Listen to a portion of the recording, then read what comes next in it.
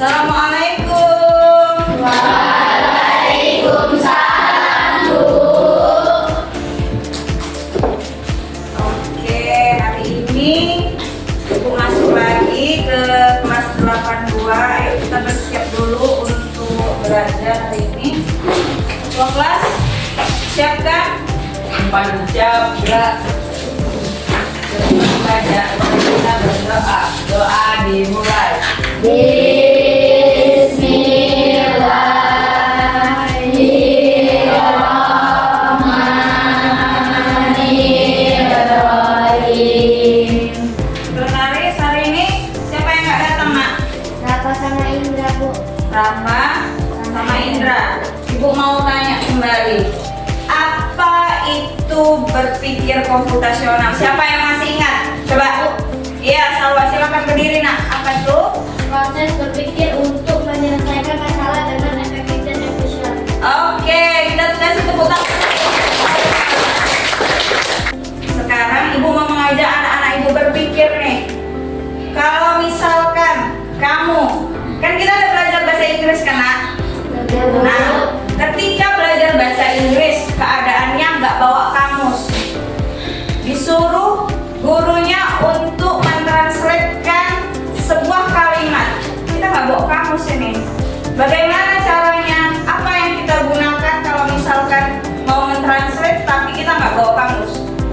Pakai Google Translate. Ibu mau tanya nih, mengapa kecerdasan artifisial itu penting di zaman modern ini? Coba siapa yang bisa jawab? Ada yang bisa? Ya, Levi silakan berdiri, Nak. Saya kecerdasan artifisial itu penting, Bu. Di zaman sekarang karena tanpa bisa membantu dengan meningkatkan aktivitas. Oke, kita kasih tepuk tangan dulu. Untuk apa sih tujuan kita belajar hari ini? Kan? Yang pertama adalah Ibu mau nanti kamu menyimpulkan, artinya kamu sudah tahu betul apa sih kecerdasan artifisial itu, apa sih yang ada di dalam kecerdasan artifisial itu, gitu kan? Yang kedua, Ibu mau kamu bisa merangkum contoh pemanfaatan kecerdasan artifisial dalam kehidupan sehari-hari. Diputar ke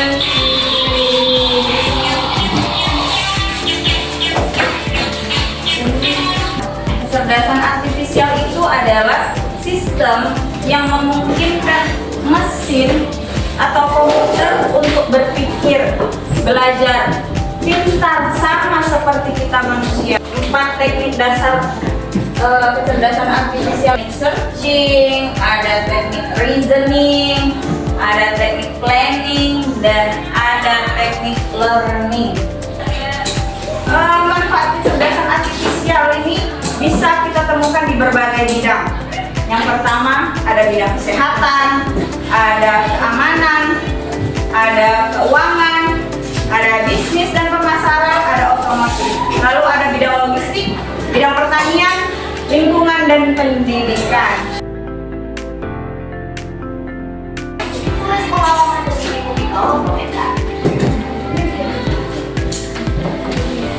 Wah. Kelompok 3, ya, kelompok 4, ya, Nak. Kerjanya di mana, Bu? Di kertas itu nggak cukup lah, Bu. Enggak, kerjanya di sini. Nanti kerjanya seperti kemarin dipresentasekan ke depan semuanya, oke?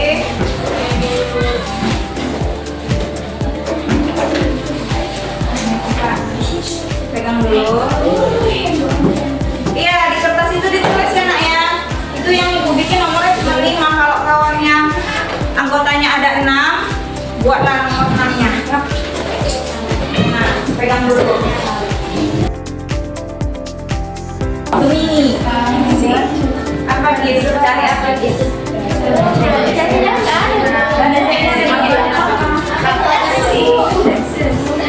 Nomor 3 bisa?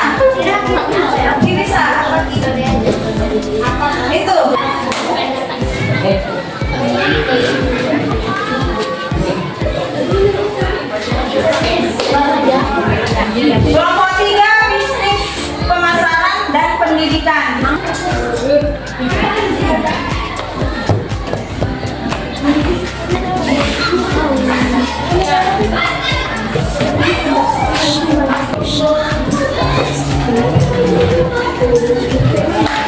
Kertas LKPD-nya tadi mana? Sama Adit.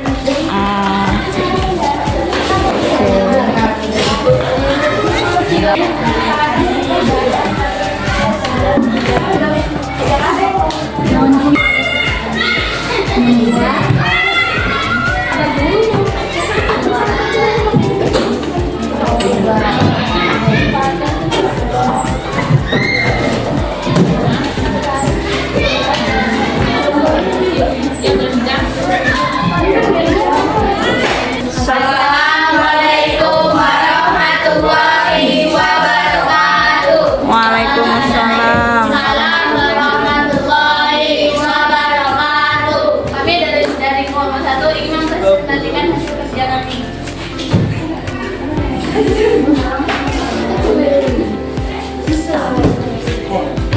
Anggota ada Radit, Maria, Nidung, Eka, sama Mahira.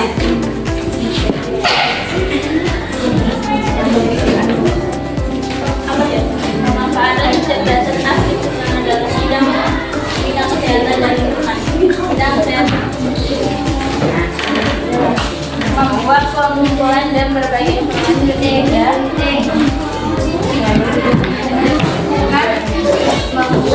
Membantu para ilmuwan mengumpulkan dan menganalisis berbagai informasi tentang lingkungan. Oke. Ada yang mau bertanya sama kelompok 1? Saya Bu, Silakan Putri. sebutkan salah satu rumah sakit yang kelompok kalian ketahui menggunakan kecerdasan artifisial dalam mendiagnosis penyakit pasien. Oke, silakan jawab. Contohnya rumah sakit Columbia di Medan. Oke, cukup Put. Silakan tutup.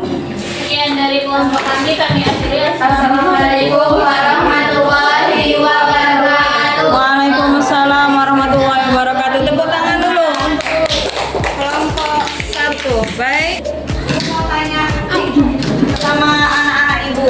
Mana tahu karena udah sibuk LKPD tadi jadi lupa ya kan. Coba siapa yang bisa jawab?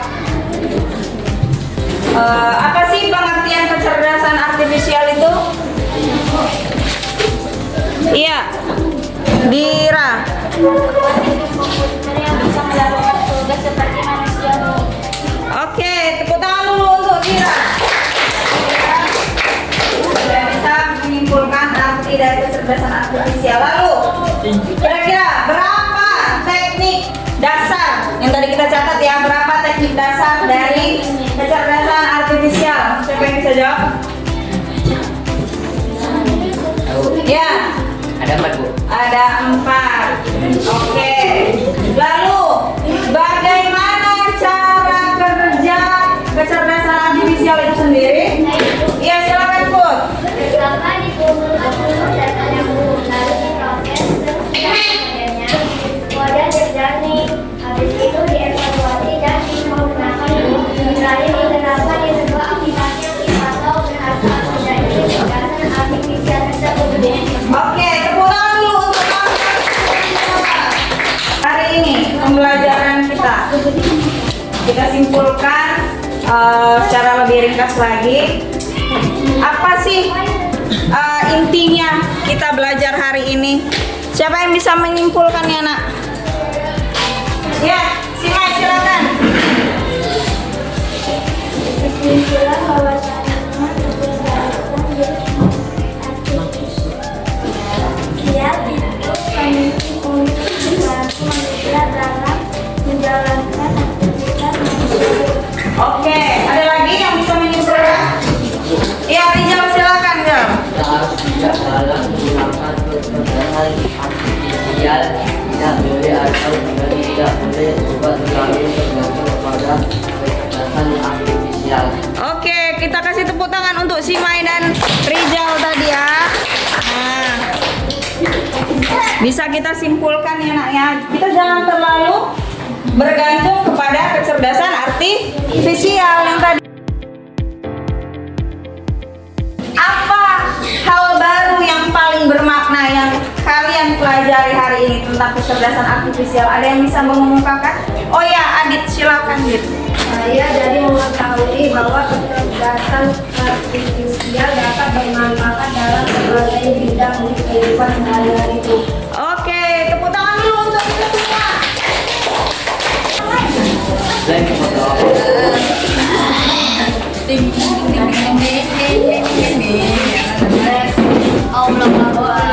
Makasih Adit. Untuk pertemuan minggu depan kita mau ngapain Bu? Ini mengenal apa itu deepfake, ya kan, artinya konten, sebuah konten yang tidak benar gitu. Misalkan ada konten mixing, gambarnya gambar